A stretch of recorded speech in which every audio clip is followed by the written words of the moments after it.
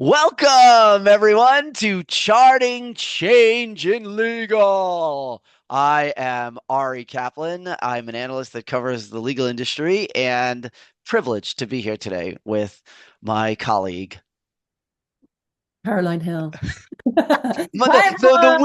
weird pause is always my favorite of our still imperfect introduction. I'm Caroline Hill. Hi everyone. I'm editor of Legal IT Insider. Great to be here, Ari. I've missed you. It We has haven't been spoken a for a while.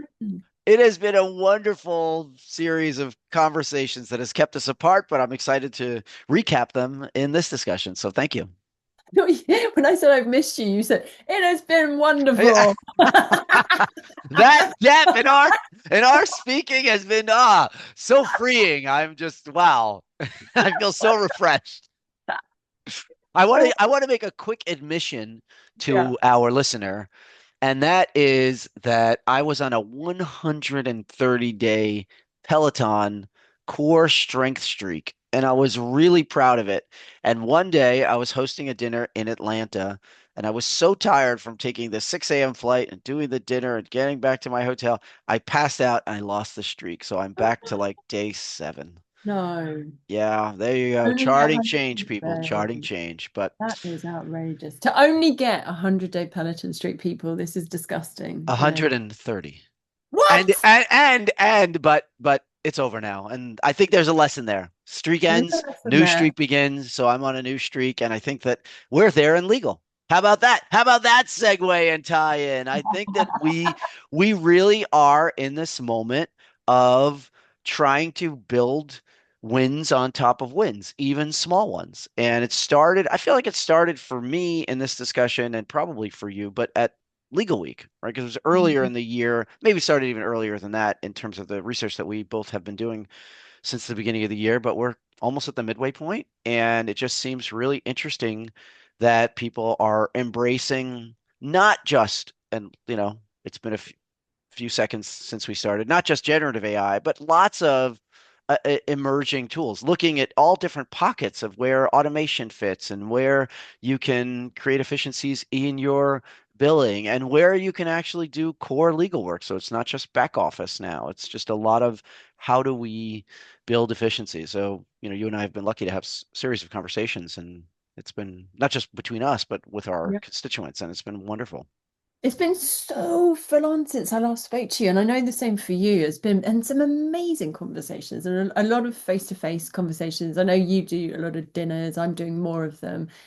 So I've had can come back to the content in a sec, but had had dinners with different people around the table, which has been super cool. So sometimes there's a danger of this sort of echo chamber where we're surrounded by firms of the same size. And actually, at a dinner I hosted a couple of weeks ago, I had some smaller firms, sort of some, in fact, a couple of really small boutiques, and then a mid-sized firm. We had some in-house people around the table, and we were talking about Gen AI, and we were kind of trying to find those areas of differences and those areas of common experience, and it was fascinating.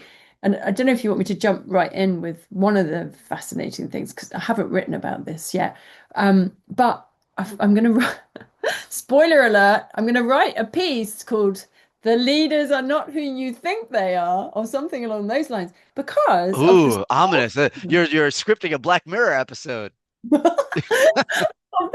of the firms around the table who were not well known, really. Um, Two of them used value-based billing.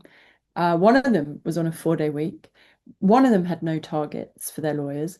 And it was just amazing in terms of they weren't particularly progressive in terms of the types of Gen AI. They were still quite much like many firms I speak to in the kind of discovery phase still, the trialing, which is actually fine. Um, Many of them were using Copilot actually, but they weren't there because they were sort of really far down the track. But what they did have was this extraordinary base on which we've talked about the billable hour endlessly and will not probably do so today. Our one listener, don't run away. It's fine. We probably won't. but, but we they have there's some firms that are going under the radar are really have this perfect base for leveraging new technology, and actually think we should be focusing more on them. Like, how did they get there? Because it was quite eye-opening. Yeah, I mean, many of my conversations, and so this all started when I was at ILTA Evolve, and I hosted a panel about how law firms are using generative AI. Super interesting. Then I flew to Palo Alto and had a conversation with deal lawyers and deal makers, so corporate development folks in Palo Alto and Silicon Valley, all the big tech companies talking about that. Amazing use cases. The one thing that I think that you're absolutely right on is that people hearing from their peers how they are practically doing things outside of sort of the grand vision for what this could be, and also beyond some of the very few in legal who are just doing really extraordinary things, who are just remarkable, who present their dynamic, you know, system and structure and plan in front of hundreds of, captivated fans. I think that the nitty-gritty is a different reality. And yet still you're seeing real opportunity. So Yeah. just and you're also recognizing that even people you would expect, organizations that you would expect to have this all set don't. And that's okay. And that the idea of people being together, being vulnerable, and asking kind of meaningful questions in a safe environment where no one's being judged because we all live in the same glass house when it comes to this is really, really important. And I think that you're absolutely right. And also, you've made a really fun comment that you're seeing the landscape flattening a little bit where smaller or mid-sized organizations are punching way above where they had because they're now empowered with additional team members and agents and just better processes that allow them to move more quickly and act more comprehensively. That actually, on that last point, was it seems to be of the smaller firms that I speak to. I've been speaking to them lots more recently. That seems to be the challenge. So they've got they can be in theory they can be nimble. There are actually quite a lot, rather, compared to the ones that I've spoken to that really have this all sewn up. Some of the small firms, they suffer from that personality, strong personalities, people being busy. Not all of them have that, all of that workflow sewn up, or they suffer from a lot of challenges that are perhaps more, quite a lot more basic challenges. To be frank with you, should we move to the cloud? That's still kind of, there are lots of firms, don't get me wrong, that are not this sort of hugely advanced, but they have the potential. I think this is the thing, you speaking to the firms that have managed to move to value-based billing, that we can only look to them as examples and start having conversations with them and say, how did you do that? I think I've been having lots of conversations with firms about how they're leveraging Gen AI, and from a very practical standpoint. I just did a webinar with Thomson Reuters and a law firm called Acuity, and they've been talking through their own journey and their challenges and how they've been addressing revenue concerns and ROI. And I think having those conversations and sharing that knowledge is still very much part of this journey where we're at right now. One of the other things I feel like I've been fortunate to do over the last few weeks since we spoke is have some of these conversations with specific kinds of lawyers. So those who are only doing litigation or those who are only doing transactional work, as opposed to the individuals driving firm-wide innovation, and Mm. also having conversations with in-house leaders who themselves are of different sizes, some from marquee companies that run the world and some from companies you've never heard of that do amazing things in pockets of their universe. The one takeaway from every one of these discussions, and as you mentioned, I've done 4 dinners in the last few weeks. I was lucky to facilitate a leadership conversation for half a day with many of the leaders at Clock and of course, be in these different cities. And in between, proudly, my son graduated college. So thank you. Yeah, it was super, super fun. There were lots of runs in between this. I ran in Myrtle Beach. There are several runs in Las Vegas. But all that being said, the one takeaway is that law firms would love to have a conversation with their clients to show them what they're doing and to clarify this, what I've come to call this schizophrenic policymaking that is taking place in a Yeah. retainer letter, in a AI policy, they're incongruous and inconsistencies, and it's just it doesn't make any sense. And the companies themselves who hire outside counsel would love to have a conversation about what they're really doing so that they can develop better policies, where they might see some benefit in terms of a discount, where the law department, which has far fewer resources than some of these large law firms for sure, can gain a benefit by learning, where they can kind of cross pollinate. And the conversation is just not happening as much as it should. And that is a huge area of opportunity. Every room I'm in, when I'm in a room, yes. So I was in Chicago a couple of days ago hosting a dinner, and then the next morning hosted a breakfast for litigation support and litigation leaders. And I said the same thing. I said, you can get a huge benefit by just engaging your client. And then the night before, when I was with the clients, I was like, why don't you ask your law firms? They want desperately to have this conversation. Most of you are enormous companies, so your law firms clearly have the resources and are definitely doing something. Let's have a dialogue. What's happening here? So I think it's there's a gap there that can easily be filled simply Yeah. by being proactive.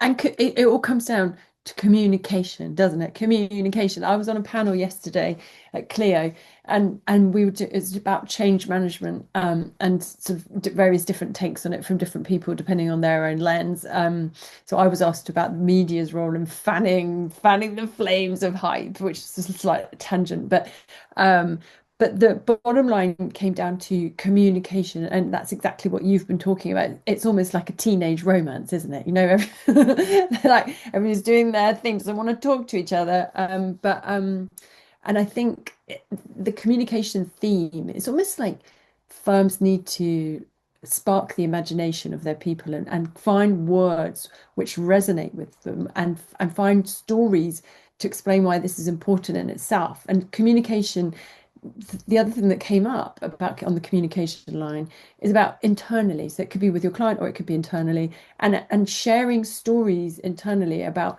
how you're doing things and successes. And you because you could beat people over the head to do things, but actually if you tell a great story and if you share experiences and you communicate with people about what's working, and hey, so and so in such a department has done this and we've seen really great results, and this is how he or she is using this, and that isn't something that we never thought would happen.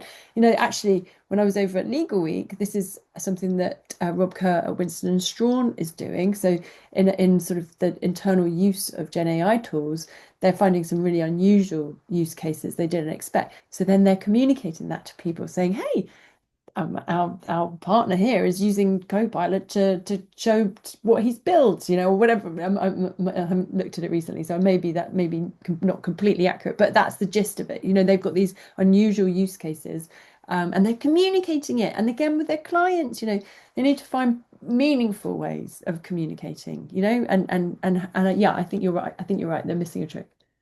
One of the general counsel at my dinner recently made a comment in terms of driving interest in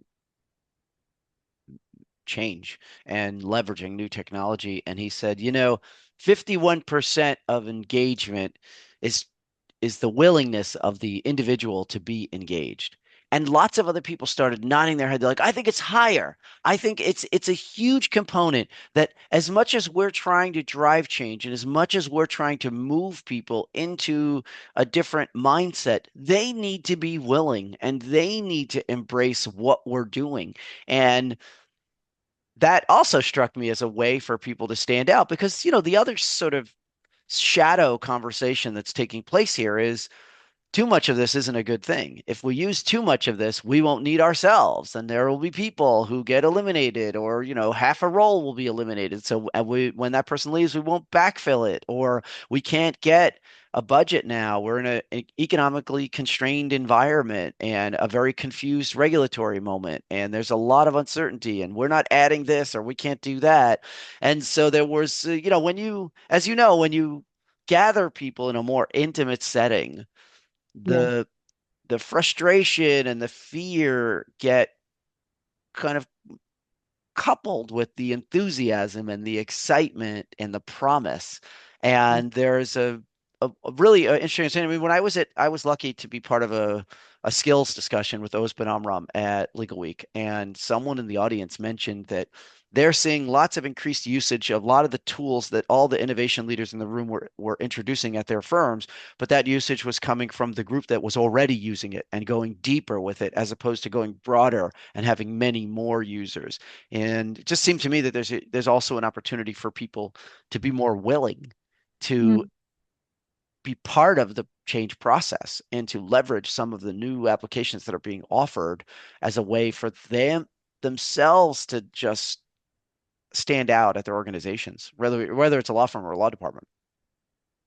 It feels a little bit chicken and egg because it's a case of how do they get to be willing, right? So these things are particularly for you know, the older lawyers who have seen things work and they've done it this way and it's always worked and it's been fine, you know, and I think that's some of the reluctance. People are thinking that it's not broken. So why are we trying to change it? You know, and there's amongst the older generation and so there's an unwillingness because they don't understand why things need to change. And actually, so then I think it might come back to, so that's why I say chicken and egg, because then it comes back to how do you make them understand and in a way that resonates with them because otherwise it's all just hype, you know, like so people it's very easy for people just to hear stuff and oh it's all just hype, it'll pass. And then it's a case of how do you bring people along on the journey in a way so that you're communicating in a way that resonates with them, and that's a massive challenge. And I think from everything, for all the conversations I've been having, a lot of it comes down to tone from the top. So you really need that big leadership buy-in, right? Unless if your leaders are not embodying the message, then nobody else listens. So actually, a lot of it comes from leadership, from sort of using, you know, living by example. And if you don't have that, then people and that is what people are really struggling with in the conversations I'm having. You know, you've got these pockets of enthusiasm, but it's just going to be pockets unless you've got that really strong leadership, that really strong messaging, and then just that continuous. It seems to me to be continuous communication. And I was having a conversation just earlier today on a webinar about how you know, with the guardrails that people are putting in place around Gen AI, I said, oh, what's sort of key to getting through to people on that? And the woman I was speaking to said continuous repetition. I said, actually, when you think about it, Gen AI is not really so different to any other technology, right? Like, I mean, it is and it isn't. It's new challenges, but actually, so many of the things that we talk about are the same for any technology with email, right? You mustn't send emails, you mustn't do this with emails, you mustn't click on a link. And it's just a case of, in order to get that willing, maybe to increase that willingness and open minds, it's about getting the right message, but then it's almost just about being repeating and repeating and repeating. I think maybe that's some of the message, some of what I'm hearing. If people who are reluctant had spent 5 minutes a day for the last year being part of something and testing it or trying it out on one tiny example, they would be experts at their organizations by far. And we have seen that we see this in lots of pockets of our lives, frankly, right? I mean, in my first book, I wrote something in the introduction that was in 2007. If you put $100 a month away into a market bearing mutual fund and didn't pay attention to it, and then every single month did that from 25 to 65, you would have $1 million or something, whatever the numbers show. Doing absolutely nothing, just being as consistent as you possibly can. The same is true with your fitness, with your diet.